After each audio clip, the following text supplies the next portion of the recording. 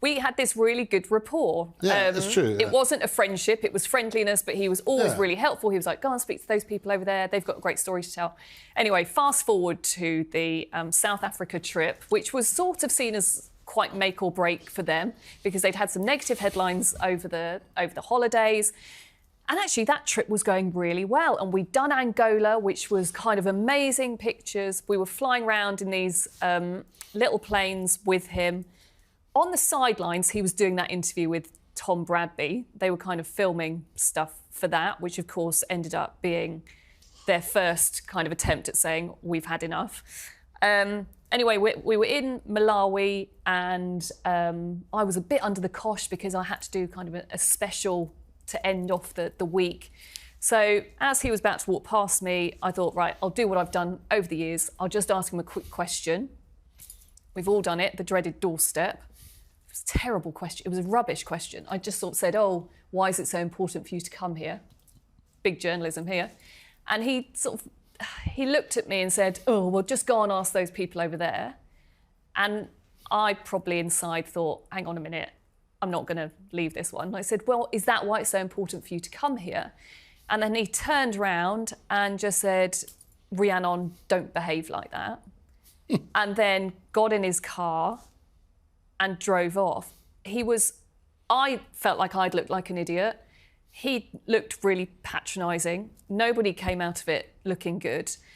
Anyway, it all blew up with his team. They were livid.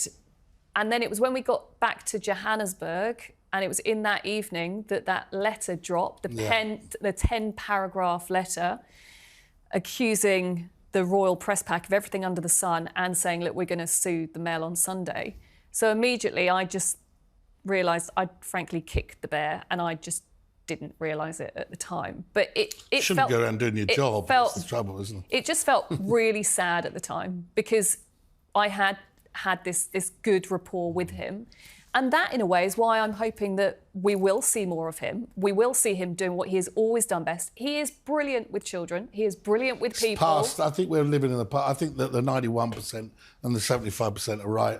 I remember on that trip, we were on the plane coming across, and I just broke the story that he was quitting the army, which he probably never should have done. Yeah.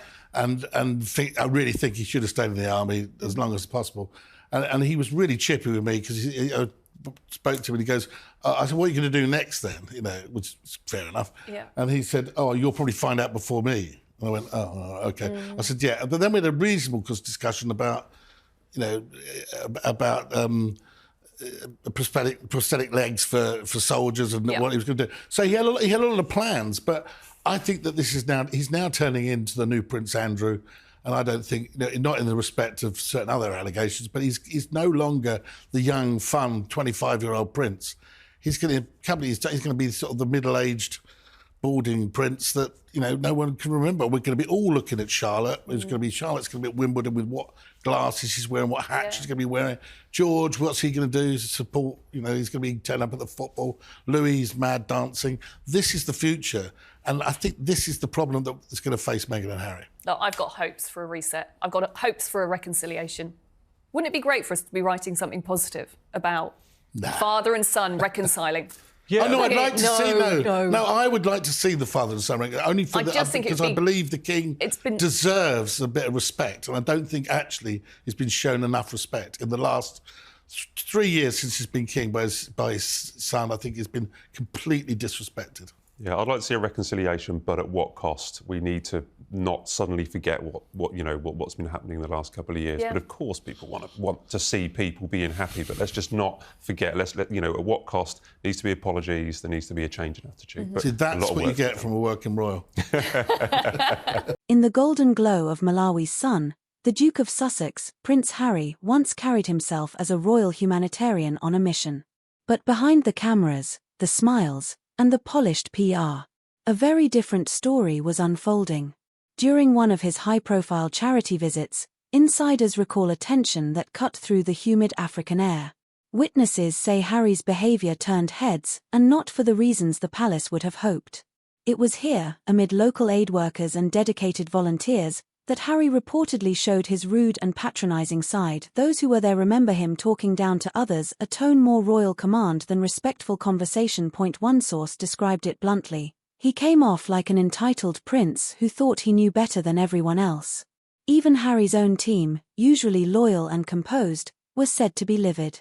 Behind closed doors, whispers of frustration and embarrassment rippled through his entourage.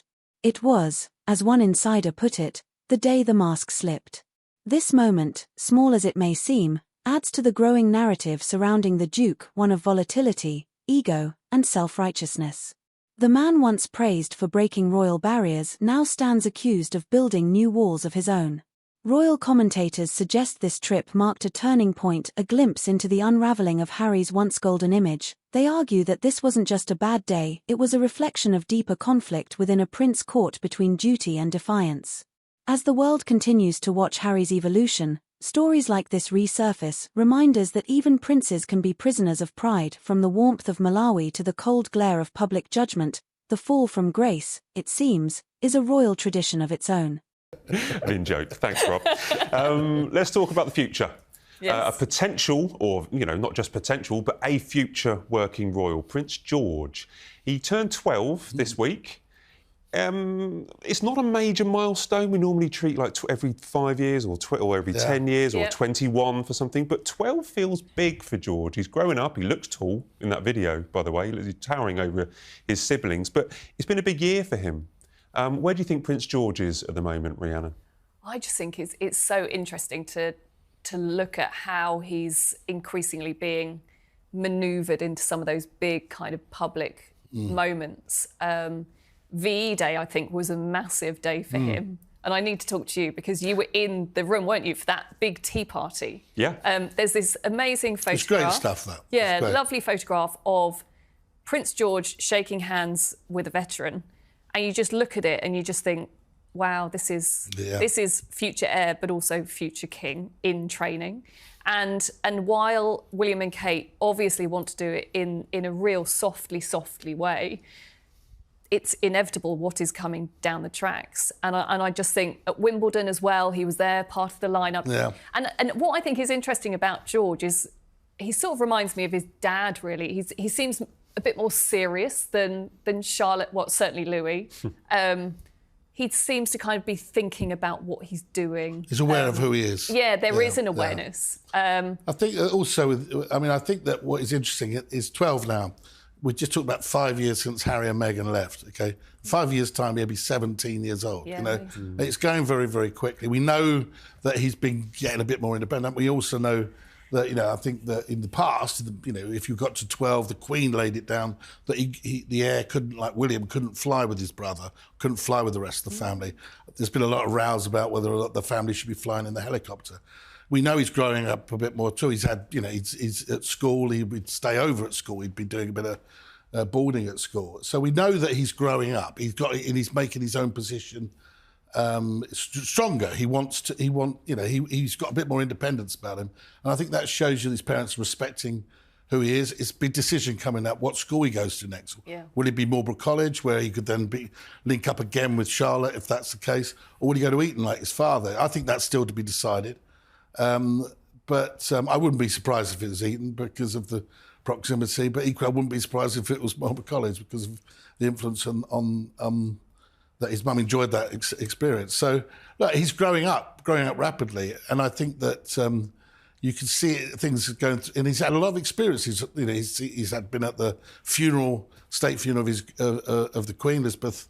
He's been at the coronation. He took an active part in the coronation of his grandfather. These are big experiences for a young lad to be really there at the front row, and he knows what's coming. But at the same time, what he has had with William and Catherine is a mum and dad that are protecting him and not having him have to overthink, which I think is fantastic. But they are revealing more and more over time. William and Catherine Neal are taking him to Wimbledon. When you were in that room with them for VE Day, what was it like? Like, did they feel like a kind of protective force around him, or did it feel like they were saying, no, you need to spend your own personal time chatting to these veterans? I think it's fascinating. No, it was great. So I had the rota, so I was very fortunate to have my name pulled out to do this job, and I didn't know Prince George would be turning up. But it was a large room in Buckingham Palace, and we had lots of people. 30 or 40 veterans all sat down having lunch, and the entire royal family clan moved in, from the King to Queen, William, Catherine, Edward, Sophie, Princess Anne,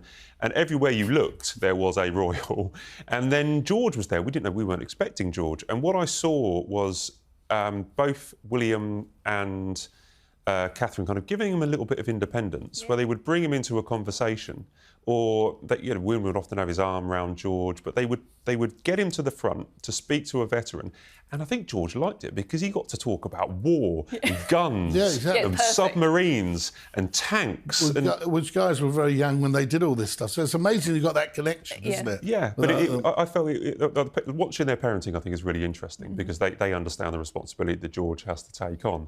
And it struck me as an incredibly important job for George, almost like the first kind of major engagement. And it was a safe space, because it was in Buckingham Palace, somewhere that he knows, and he was with all his family. And I say it wasn't just William and Catherine; there were lots of them. But I saw they were being very genuine, and they were just allowing George to talk to veterans and express his opinion. And I quite enjoyed it. Although everywhere I turned, I once tried to sit in Camilla's chair. I didn't realise that she was about to sit there. I turned around and almost stood on Prince Edward's foot. So in the end, I just had to disappear, realising I had no spatial awareness or peripheral vision, and hide in the corner.